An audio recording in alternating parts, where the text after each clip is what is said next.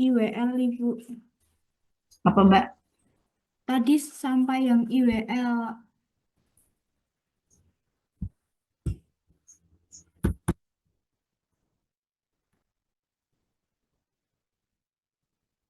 Tadi ISK ya?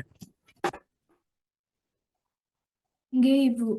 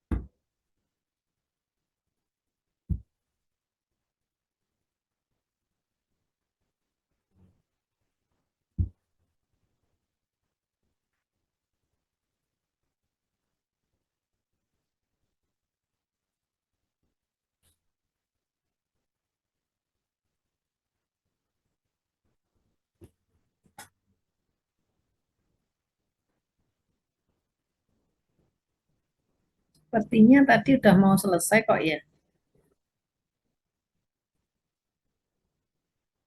Nggih, Ibu. Udah sini tuh tadi. Sepertinya lebih ke atas sedikit, Ibu. Ini tadi kayaknya. Nggih. Mm-mm.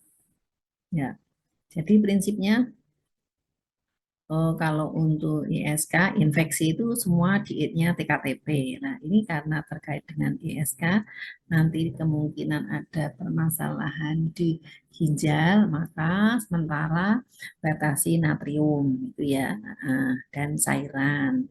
Karena kita ingat kalau nanti natriumnya tinggi, hipernatremi, nanti akan mengikat cairan sehingga akan terjadi cairan pada masuk ke interstisial ya. Ini kan pompa N akan mempengaruhi cairan ya, sehingga cairan tidak bisa masuk dalam sel. Kemudian selain itu ISK ditangani segera diatasi dalam rangka untuk mencegah supaya tidak terjadi kerusakan ginjal lebih lanjut dengan cara bagaimana selain diet TKTP, pasien istirahat, kemudian diistirahatkan, kemudian dipantau berat badannya karena terjadi kenaikan berat badan 1 kilogram itu bisa menunjukkan atau indikator adanya kelebihan cairan 1 liter atau 1000 ml ya. Itu sehingga perlu diberikan diuretik untuk mengatasi kemungkinan terjadinya kelebihan cairan. Kemudian juga pemberian natrium dan cairan disesuaikan dengan kemampuan ginjal tadi ya, disesuaikan dengan urin outputnya ya, seperti itu.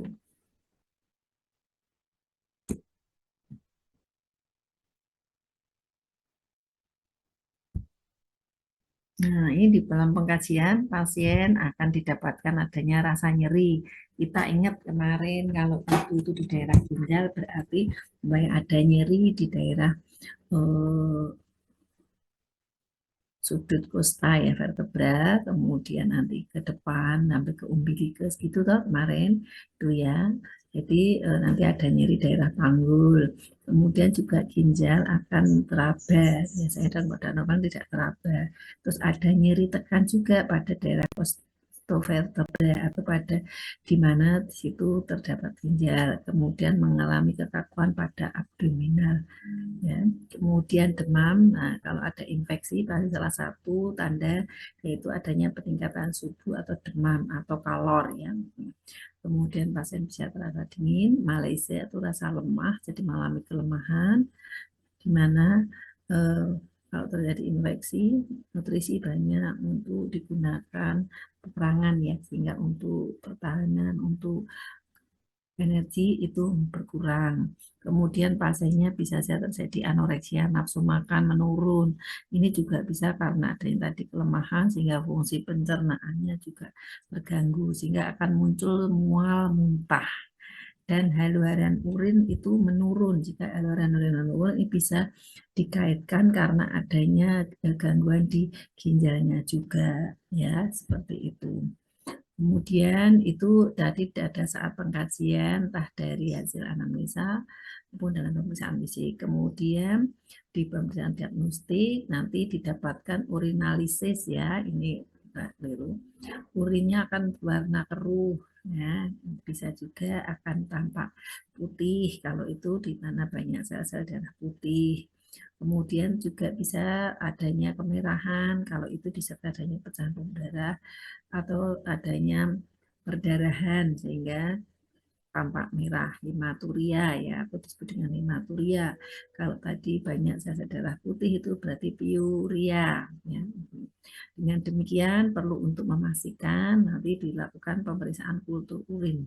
Sehingga di sini kira-kira nanti kuman apa yang masih sensitif obat tadi masih sensitif ataupun masih bereaksi ya, maksudnya tidak mengalami resisten terhadap obat apa, sehingga nanti yang sensitif tadilah obat-obat yang masih sensitif tadi yang nanti akan diberikan atau sensitif terhadap obat apa, ini untuk menentukan antibiotik yang akan digunakan. Kemudian untuk memastikan dengan adanya tadi ISK apakah nanti sudah mengakibatkan gangguan pada di ginjal atau enggak, nanti dengan pemeriksaan diagnostik IVP, intravena biografi dengan memasukkan zat kontras ya melalui vena yang nanti masuk ke dalam ginjal. Kemarin sudah kita bahas bagaimana persiapan pasien dan bagaimana perawatan pasien selama dilakukan tindakan maupun setelah dilakukan tindakan IVP ya, seperti itu. Kemudian urografi itu nanti memasukkan zat kontras ke saluran perkemihan ya. Dan endoskopi ini beberapa diagnostik yang bisa kita gunakan untuk memastikan apakah dengan adanya SK tadi sampai mengakibatkan gangguan pada ginjalnya atau belum ya, seperti itu. Kemudian terkait dengan diagnosa infeksi ya, itu nanti diagnosa ini sudah masalah ya, nanti bila terjadi perluasan infeksi maka untuk memastikan apakah infeksi atau apa belum dengan memonitor suhu tubuh. Kemudian kita perlu menampung urin untuk memastikan kira-kira bakteri apa yang masih sensitif terhadap kuman tadi, itu antibiotik untuk menentukan antibiotiknya.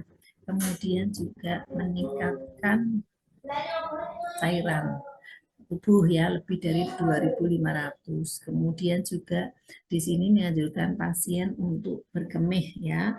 Jadi jangan ditahan. Nah, kemudian anjurkan pasien juga untuk selalu mengosongkan kandung kemih ya.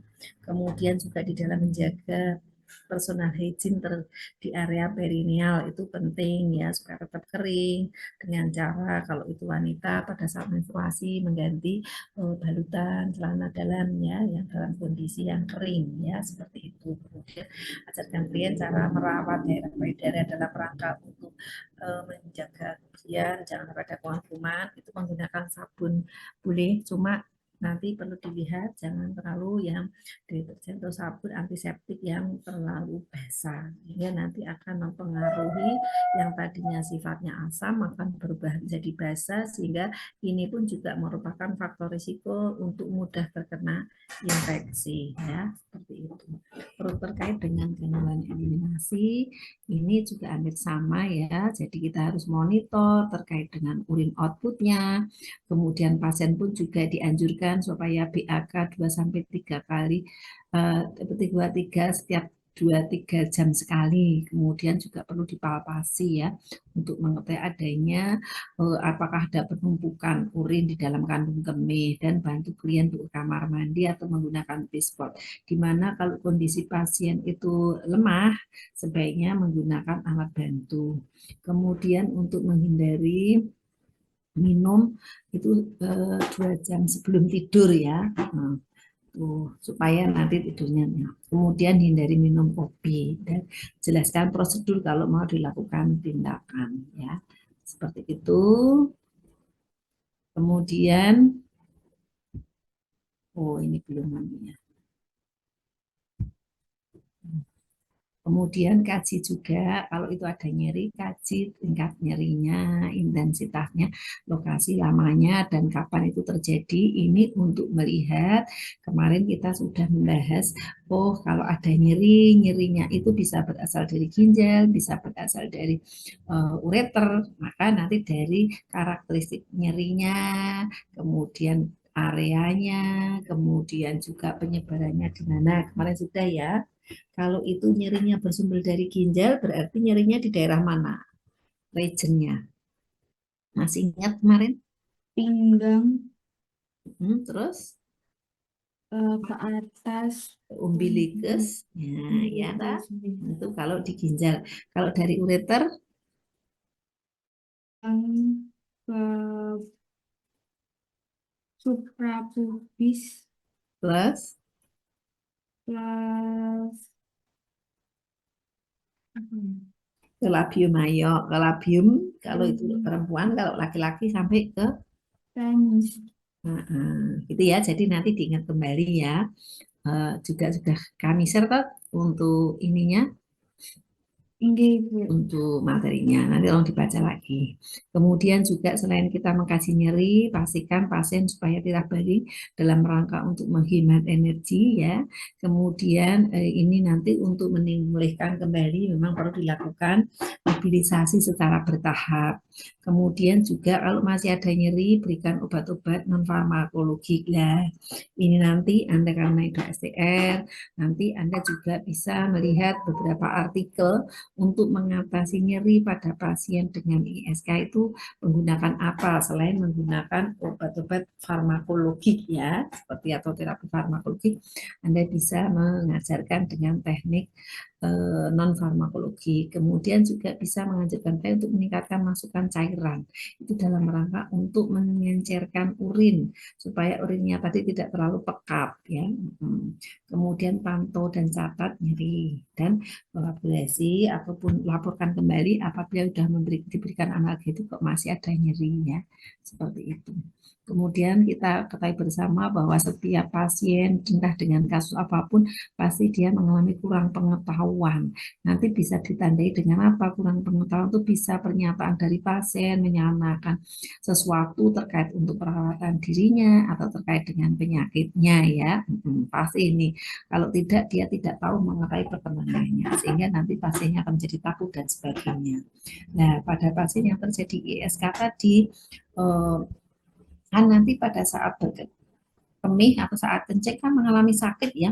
Nanti tadi tergantung apakah di uretra ataupun mungkin di kandung kemih, sehingga di sini dengan adanya rasa nyeri pada saat berkemih entah di akhir entah di awal entah atau pada saat mau dimulai, itu membuat seseorang itu kadang-kadang terus aduh aku nggak usah minum karena nanti nek banyak minum aku jadi terus kencing terus, padahal pada saat kencing sakit.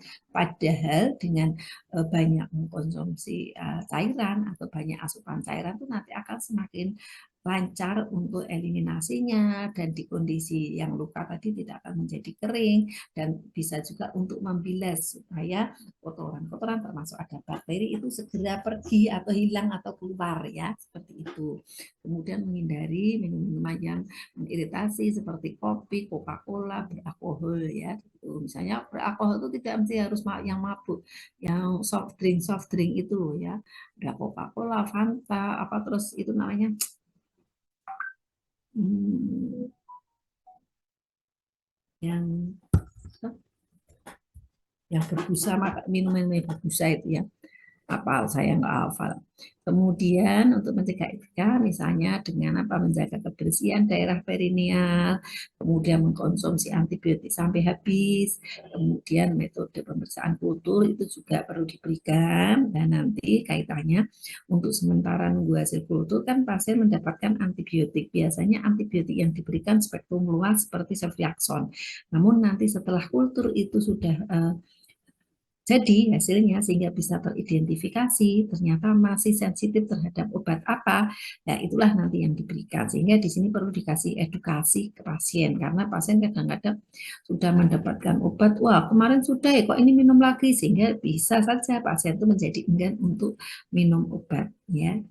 Kemudian hindari minum obat yang dijual bebas tanpa sepengetahuan oleh dokter atau tanpa sepengetahuan atau tanpa rekomendasi dokter, karena apa?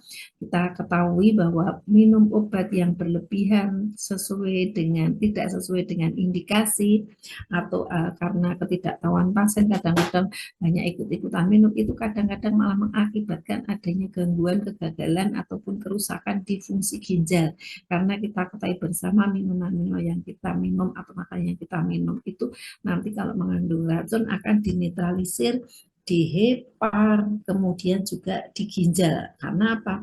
Pasti kalau urin nanti akan lewat ginjal sebelum keluar ya. Nah, kalau di dalam minuman yang dia minum itu banyak mengandung zat-zat yang sulit untuk dicerna seperti pemanis buatan, kemudian juga minum-minuman yang banyak mengandung alkohol atau soft drink itu juga nanti sulit untuk dicerna sehingga nanti bisa merusak ginjal ya, sehingga filtrasinya yang tadinya normalnya 125 ml per menit bisa menjadi kurang, tergantung nanti kalau penurunan GFR itu sering disebut dengan apa?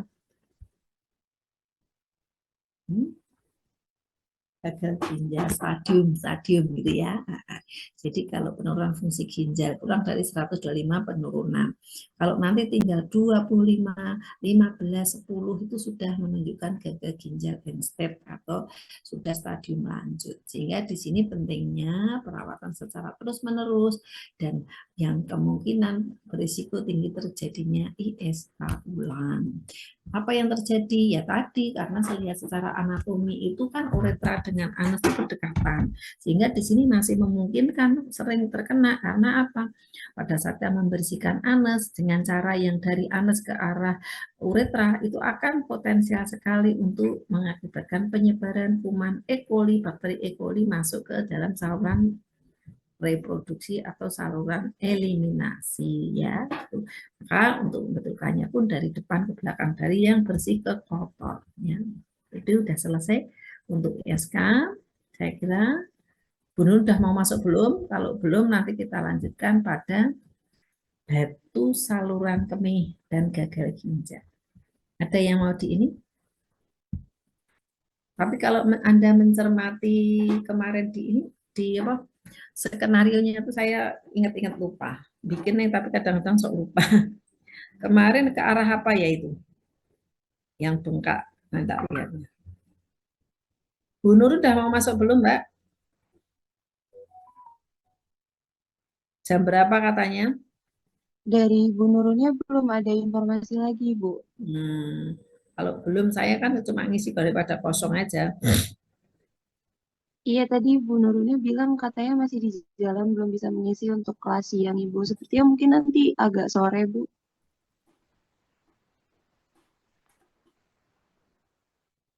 Ya, oke, saya lanjutkan ya terkait dengan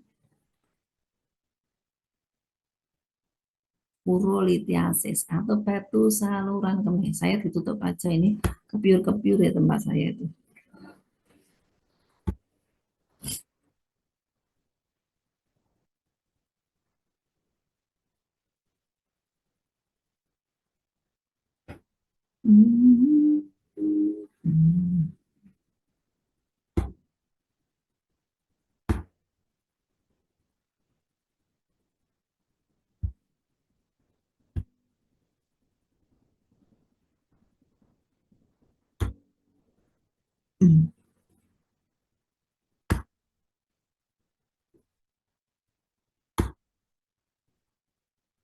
Ya, jadi batu saluran perkemian atau sering disebut dengan urolithiasis.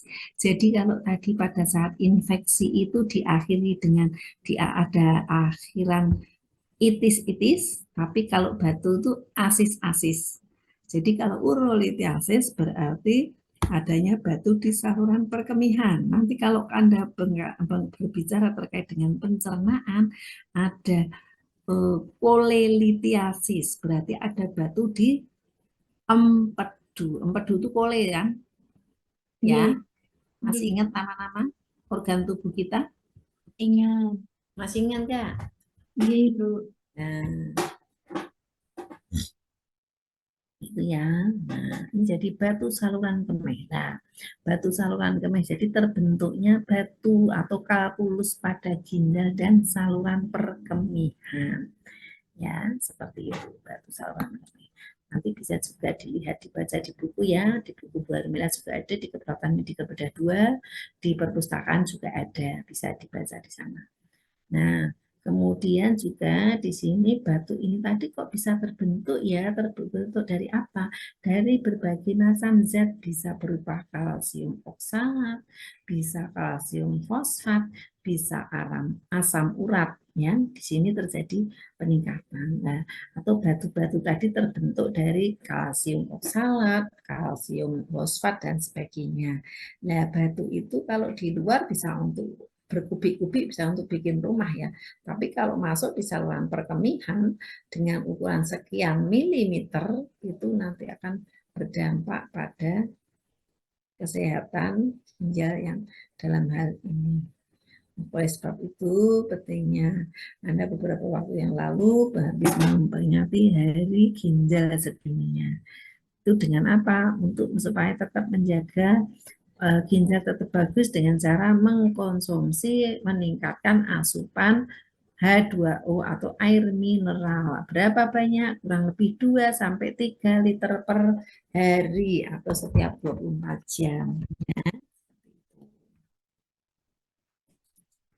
Kemudian batu ini juga bisa saja ada di daerah ginjal, ada bisa di ureter, bisa di kandung kemih dan bisa saja di uretra ya. Ini maka batu tadi tergantung letaknya di mana itu nanti namanya pun akan mengikuti.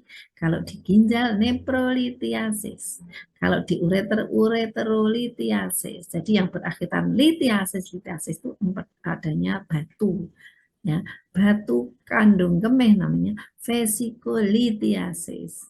Itu ya, itu nama-nama terkait dengan adanya batu saluran kencing ya. Nah, ini bisa kita lihat kembali ya, anatominya bahwa ginjal itu terdiri dari ginjal sendiri, kemudian dari saluran yang panjang berupa apa namanya ureter, kemudian yang bawah ini berupa bladder yang seperti kacang di bawahnya. Yang ini.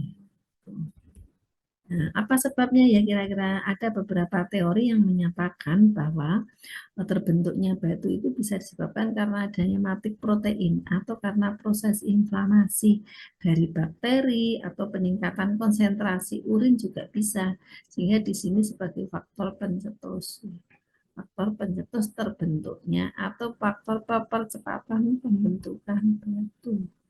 Nah, nih, tadi asalnya bisa kalsium oksalat, kalsium fosfat ya. Nah, faktor-faktor yang berperan pada pembentukan batu itu adalah bisa karena faktor dalam, bisa faktor dari dua. Faktor dari dalam tubuh itu faktor yang genetik ya, bisa diturunkan. Kemudian faktor yang lain yaitu bisa karena terjadi hiperkalsiuria itu suatu kejadian yang terjadi karena kalsiurianya itu tinggi, ya. Kemudian juga hiperoksaluria. Hiper berarti kalau hiper itu berlebih. Kemudian faktor eksogen, ya, ini juga faktor eksogen ini lama ya, faktor karena lingkungan, makanan, infeksi, kejenuhan atau air mineral yang dikonsumsi juga bisa. Anda tahu di daerah-daerah tertentu itu kan kandungan kapur itu tinggi ya, sehingga kalau kandungan kapur tinggi itu nanti akan mempengaruhi minum yang diminum itu banyak endapan. Nah, endapan-endapan tadi ini yang nanti akan terbentuknya batu di saluran perkemihan. Nah, di sini berdasarkan teori ada beberapa teori yang menunjukkan adanya terbentuknya batu saluran kemih. Teori apa itu? Teori inti matriks, teori supersaturasi, presipitasi dan kristalisasi, serta teori berkurangnya faktor penghambat. Kemudian faktor eksogen itu terjadinya peningkatan faktor eksogen yang dimana ini juga akan mempengaruhi terbentuknya batu saluran kemih atau sering disebut dengan urolithiasis ya. Nah, di sini faktor eksogen itu juga banyak disebutkan karena juga proses infeksi. Nah, jadi ini proses infeksi. Jadi karena proses infeksi itu kan ada kematian baik sel-sel yang tadi peperangan maupun ada jaringan epitel yang meningkat sehingga akan kelihatan banyak terbentuknya bekuan-bekuan ya. Kemudian obstruksi dan salsis urin. Jadi di sini karena ada sumbatan atau bisa juga karena aliran urin itu yang tidak lancar. Seperti hanya kalau sungai, seperti hanya pipa. Kalau airnya itu tidak deras, maka nanti di sekitar ataupun di sungai itu tadi akan banyak kotoran. Berbeda dengan kalau airnya deras. Kalau airnya deras itu bisa mengangkut semua bekuan-bekuan atau kristalan tadi ya. Kemudian juga bisa disebabkan jenis kelamin. Nah, ini kelamin laki-laki lebih besar dibandingkan perempuan. Kemudian ras yang berwarna putih itu akan banyak. Ini berdasarkan dari statistik ya. Kemudian keturunan, air minum. Nah, air minum juga di mana pada kondisi-kondisi di lingkungan tertentu itu kandungan kapurnya tinggi sehingga resiko bentuknya kanker ya atau kanker batu saluran kemih. Kemudian juga bisa karena pekerjaan. Kalau karena tadi air yang diminum, paham ya, pada kondisi-kondisi di daerah tertentu yang banyak kapur itu pada saat minum air kalau berasal dari sumur di mana yang kapurnya tinggi, maka akan mudah terbentuknya batu saluran perkemihan. Begitu pula makanan. Makanan ya tidak yang mahal tapi yang memungkinkan untuk semua senang ya. Kemudian pekerjaan di sini ini pekerjaan yang banyak duduk, minum. Nah, ini saya pernah punya pasien tuh orang karyawan di bank swasta Jakarta. Karena saking sibuknya setiap hari itu sudah di ruangan banyak ya konsumen dan kebetulan konsultan, sehingga di sini banyak hanya duduk-duduk untuk menerima konsultasi dari stafnya dan sebagainya.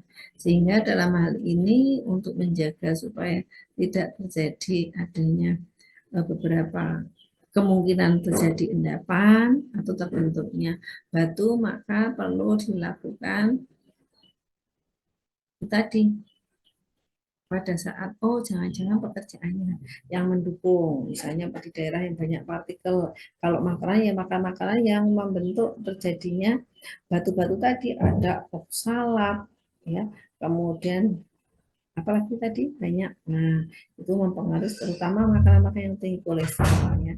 Kemudian suhu itu yang kondisi yang mempengaruhi terjadinya vasokonstriksi ya.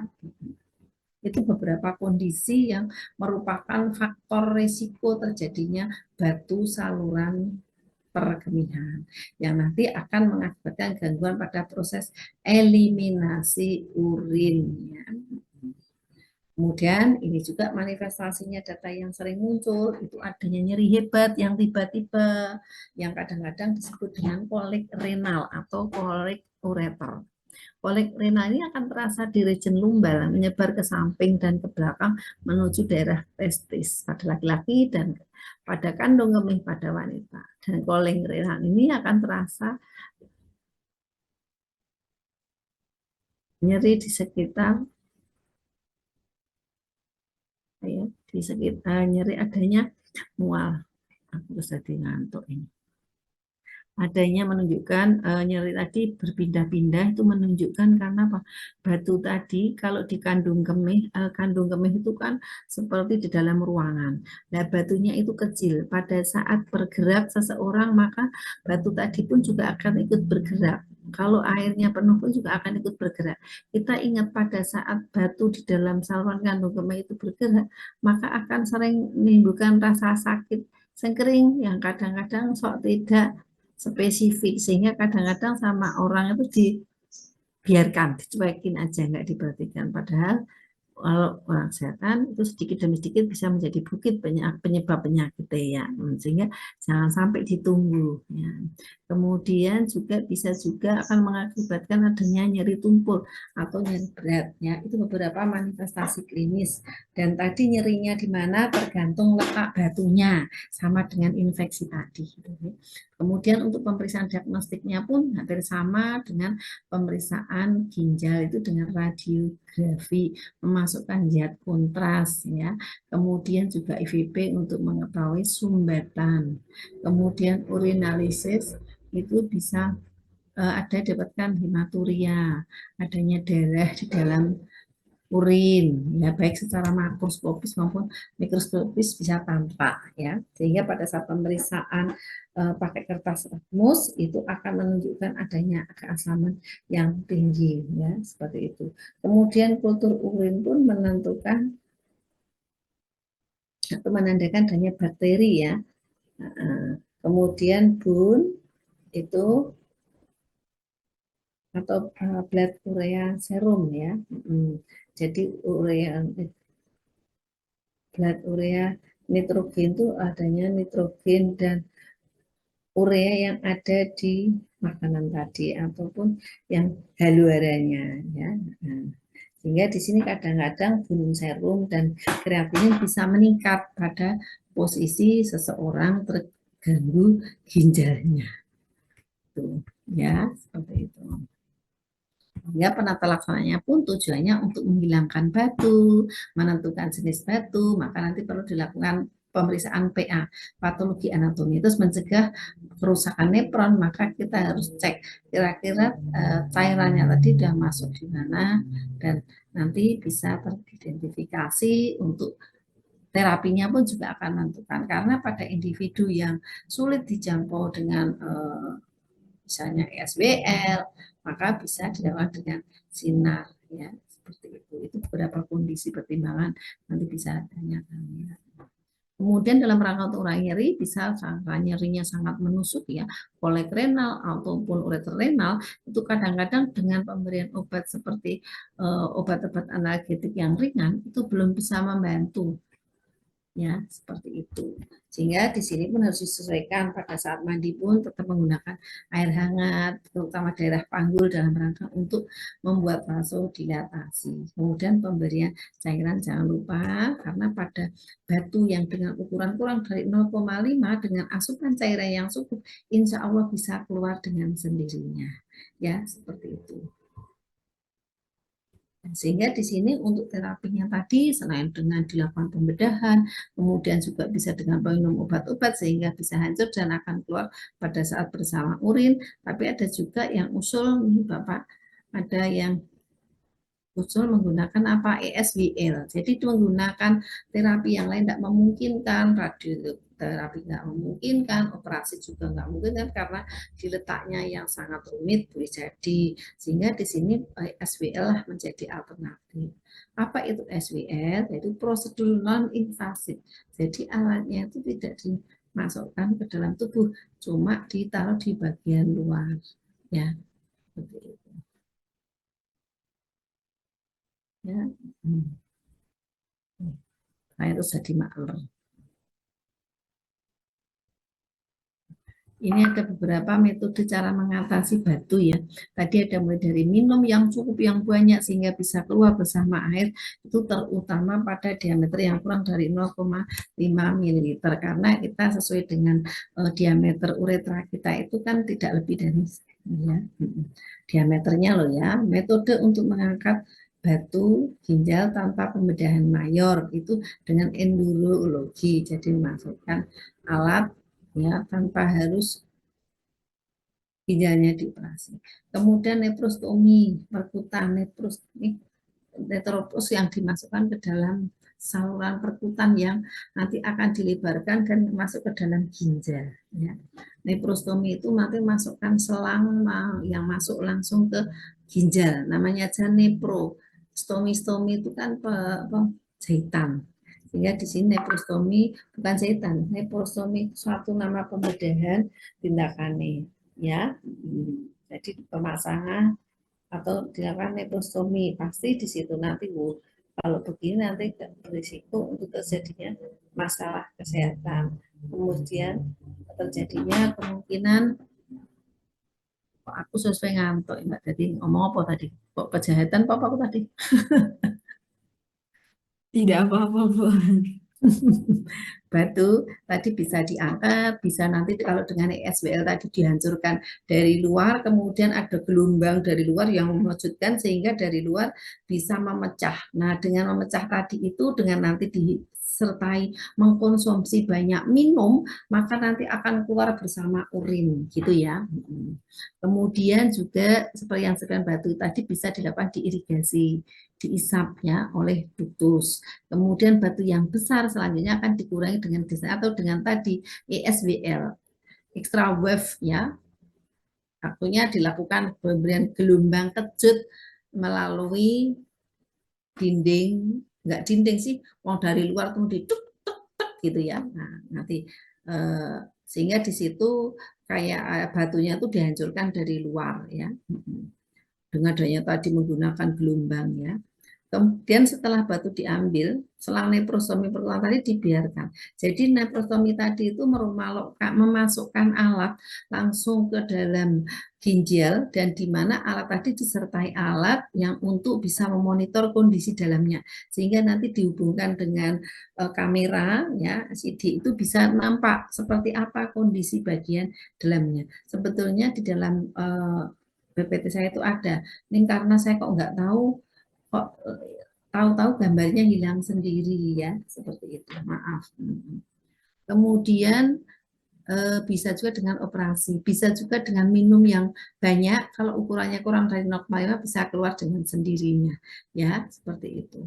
Namun perlu diingat batu itu batu di dalam saluran perkemian atau saluran empedu itu tidak halus ya, bentuknya konfigurasinya itu bergerigi sehingga di sini kadang-kadang nanti bisa mengiritasi, mengakibatkan iritasi tempat yang dia huniin atau yang dia singgahi ya, sehingga kalau tadi dikandung kemih meskipun kecil nanti bisa saja mengiritasi karena pada saat ada cairan itu kan nanti pada saat bergerak kan airnya bergerak-gerak, nah itu urinnya kan bergerak-gerak sehingga nanti batunya pun juga akan ikut bergerak. Nah, pada saat terjadi pergerakan itu, batu-batu yang lancip tadi kan akan mengakibatkan peradangan, mengakibatkan perlukaan di kandung kemih kan? Paham ya? Kira-kira punya gambarannya.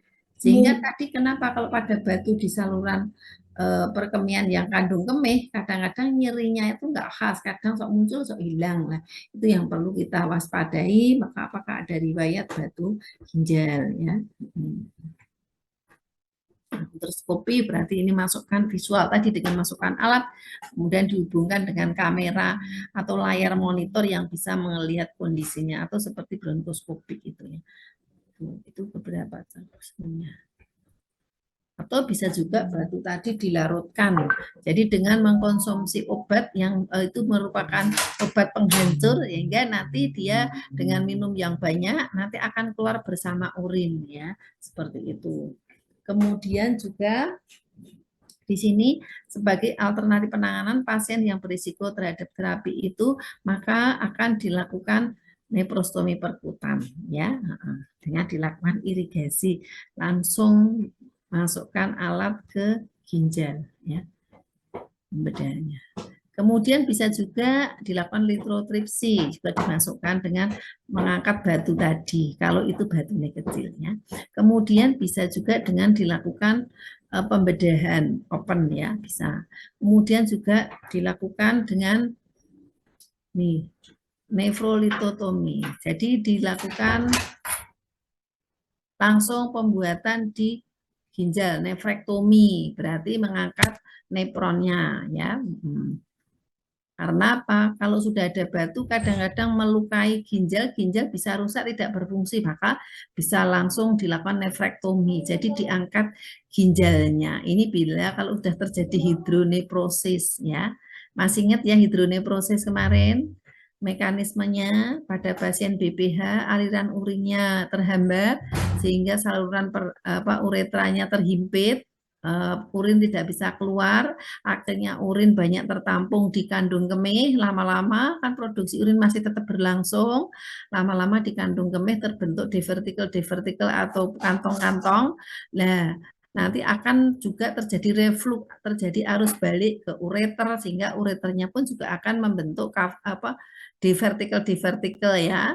Kemudian nanti juga di daerah ginjal, sehingga dengan demikian nanti akan mengakibatkan adanya pembesaran, pelebaran tadi dari organ-organ, bisa sampai terjadi hidroneprosis, jadi banyaknya cairan urin yang tertampung baik di kandung kemih, di ureter maupun di nepronnya, sehingga bisa disebut dengan hidroneprosis.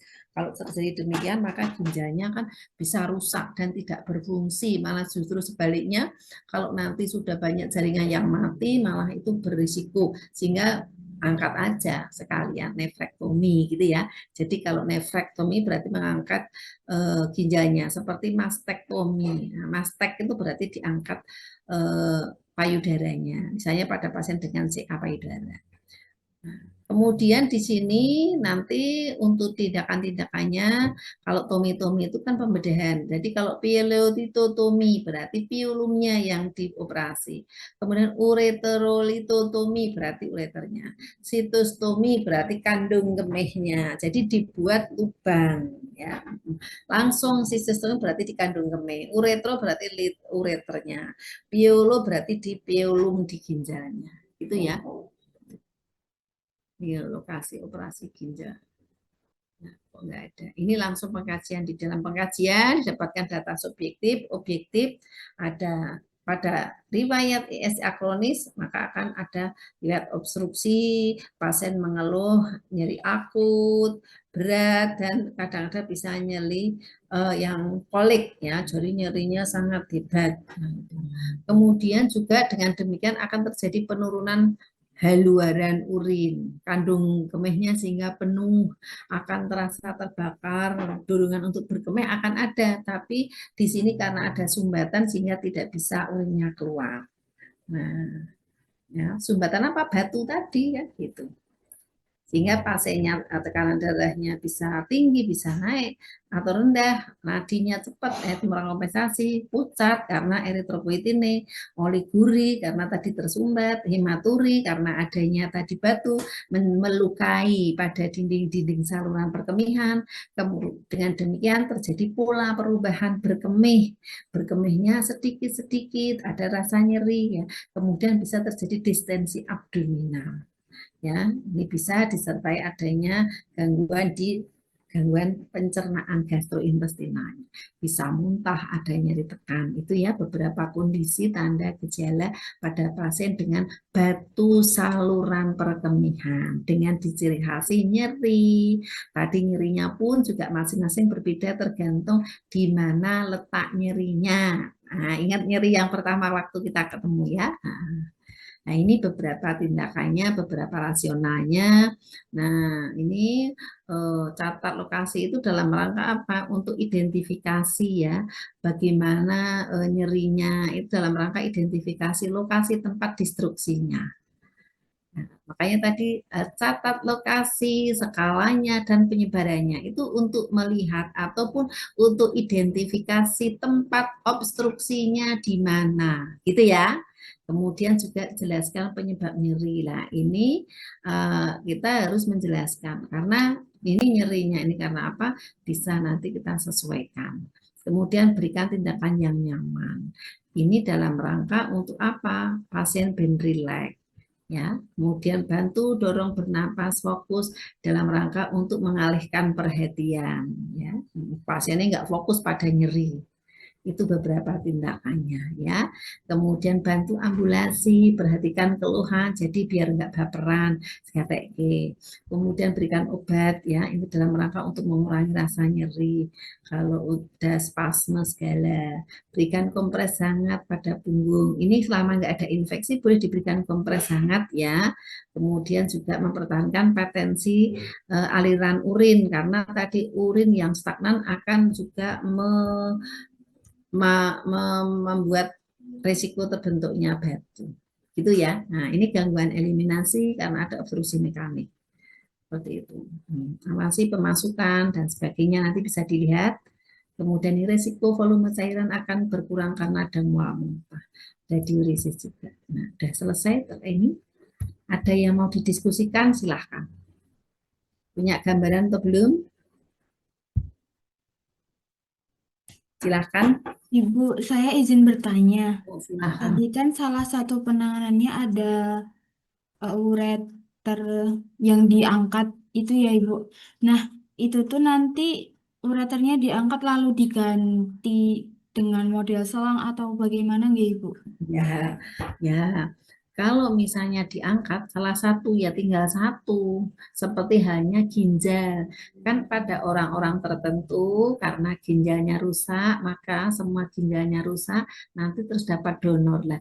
Dapat donor dari orang lain lah. Orang yang didonorkan ginjalnya berarti kan ginjalnya diambil, ginjal yang diambil tadi kan diberikan pada pasien. Jadi hanya satu, yang satunya tidak berfungsi gitu. Gitu, Mbak. Oh, Hmm. jadi tidak diganti dengan selang atau apa gitu nggak Ibu? Enggak. Nomor satu. Enggak. Pada pasien yang mendapatkan donor pun ginjal yang rusak itu kalau tidak ada infeksi ya, karenanya penurunan fungsi ginjal meskipun sudah dipasang ginjal yang hasil dari donor orang lain itu tidak dilepas. Jadi individu yang tadi ditransplantasi ginjal itu punya piala ginjal 3. Anda kalau nggak percaya coba lihat di buku Smeltzer Brunner and Sudat itu di sana ada bahwa orang yang mendapatkan transplantasi ginjal itu akan ada ginjalnya di dalam tubuh itu ada 3 ya itu gambarnya ada coba dibaca ya baca-baca di buku keperawatan medikal bedah besok pagi kalau udah masuk ya. Ibu, terima kasih. Oke, ada lagi Bu Nur udah mau masuk belum Mbak? Belum dibalas lagi sama ibunya, Bu. Ya, ya wes. Kalau enggak kita lanjutkan gagal ginjal ya. Nah, ini Baik. terakhir di perkemian.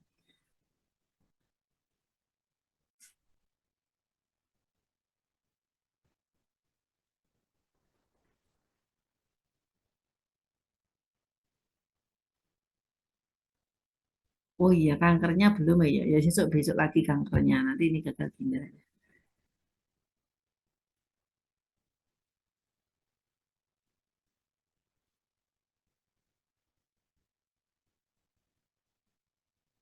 Oh, gagal ginjalnya belum. Sebentar Pak cek. Oh ini. Yang lainnya tak tutup panisnya, hipertensi tak tutup, uroidensis.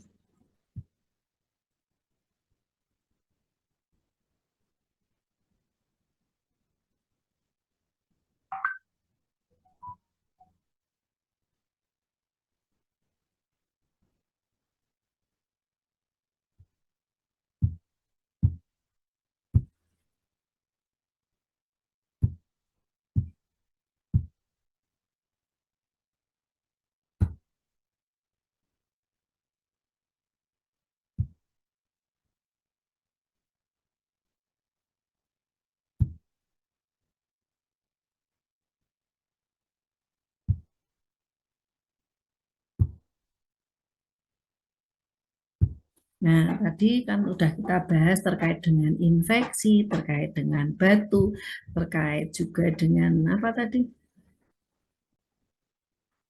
Yang sudah kita bahas, batu ginjal, infeksi, terus apa lagi?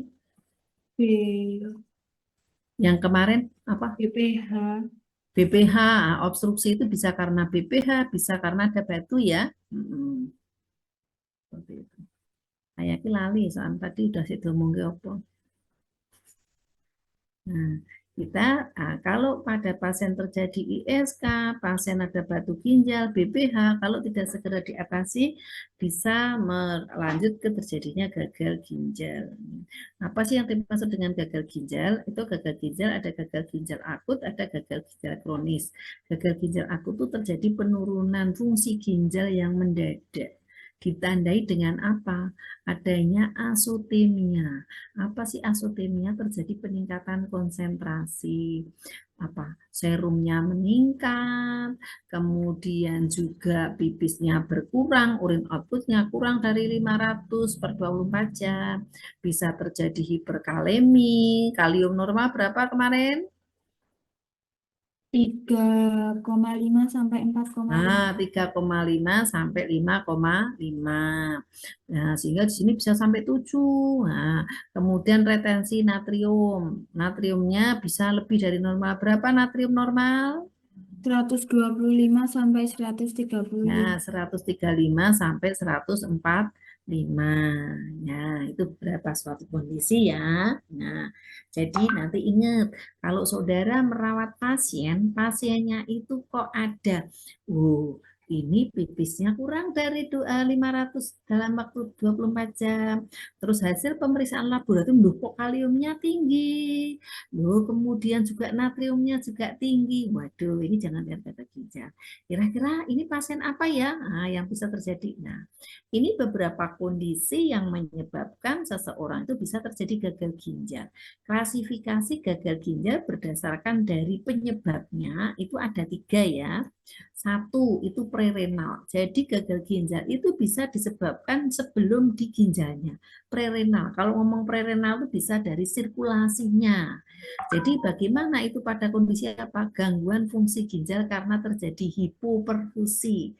Kemarin waktu kita pertama kali ketemu, teman-teman saat kita mengukur tekanan darah tidak hanya diperhatikan sistol diastolnya ya, tapi harus diperhatikan MAP-nya. Masih ingat kan? Iya, Ibu. Nah, MAP itu apa? MAP merupakan indikator apa? Men Ya, main artery pressure. Itu menunjukkan apa? tekanan arteri, rata-rata tekanan arteri. Ya, rata-rata tekanan arteri atau pendek kata itu merupakan indikator apakah perfusi darah atau aliran darah ke ginjal itu adekuat atau tidak. Karena kita ingat ya, ternyata 25% darah itu dari jantung itu Ke ginjal. dimasukkan ke ginjal. Sehingga di sini tadi saat mengukur tekanan darah kita perhatikan, oh MAP-nya kurang loh dari 80, kurang dari 70. Anda tolong nanti dilihat lagi. Pasien yang pada saat diukur tekanan darah MAP-nya kurang dari 70 dan tidak bisa segera diresusitasi, sebentar lagi terjadi gagal ginjal. Maka oleh sebab itu gagal ginjal akut yang disebabkan prerenal misalnya pada orang yang terjadi kekurangan cairan, karena volume sirkulasi berkurang, bisa karena terjadi muntah yang berlebihan, pipis yang berlebihan, diare yang berintinya, kekurangan cairan itu bisa karena pengeluaran yang banyak, asupan yang kurang, gitu ya. Bisa juga karena pasiennya terjadi shock. Nah, ini shock kardiogenik, terjadi shock kardiogenik, shock hipovolemik. Nah, itu kan akan, atau perdarahan yang hebat itu kan akan mengakibatkan darah yang ke ginjal kurang. Sehingga kalau darah ke ginjal kurang, bisa terjadi gagal ginjal tadi, tanda-tandanya hiperkalemi, hipernatremi, gitu ya. Atau bisa juga pada orang yang terjadi infak yang luas. Nanti bisa kita bahas di kardiovaskuler. Nah, orang yang infak luas di bagian jantungnya itu otomatis cardiac output-nya akan menurun. Kalau cardiac output itu menurun, maka perfusi ke organ ginjal tidak adekuat. Atau bisa juga pada operasi jantung terbuka, di mana pada saat operasi jantung terbuka itu kan operasinya lama, dan di jantung juga di situ tempat darah, risiko untuk darah hilang kan besar ya. Nah, kondisi-kondisi seperti inilah yang bisa merupakan penyebab seseorang terjadi gagal ginjal. Kira-kira punya gambaran? Punya ya. Jadi nanti misalnya pasien yang muntahnya berlebihan, tidak diiringi dengan asupan. Maka kalau terjadi itu setelah diresusitasi. Kalau pasiennya nggak mungkin secara peroral, di parenteral, dia malah pasang infus kan gitu nggih? Nggih. Itu. Kemudian juga kok terjadi perdarahan hebat, maka dihentikan perdarahannya sambil dipasang infus kan seperti itu. Oh kok diarenya banyak, kalau memungkinkan minum yang banyak, tapi kalau minum yang banyak diinfus, itu dalam rangka resusitasi cairan itu. Pasiennya terjadi shock, shocknya apa? Kalau shocknya mergane karena jantungnya yang luas infaknya diatasi sambil dikasih resusitasi. Oh kalau karena operasi banyak perdarahan yang hilang, kasihlah transfusi darah, tidak hanya cukup dengan pemberian cairan, tapi harus diganti dengan darah gitu ya. Itu dalam rangka untuk meningkatkan perfusi gitu nggih. Itu beberapa. Kemudian bisa juga disebabkan gagal ginjal akut itu disebabkan karena apa?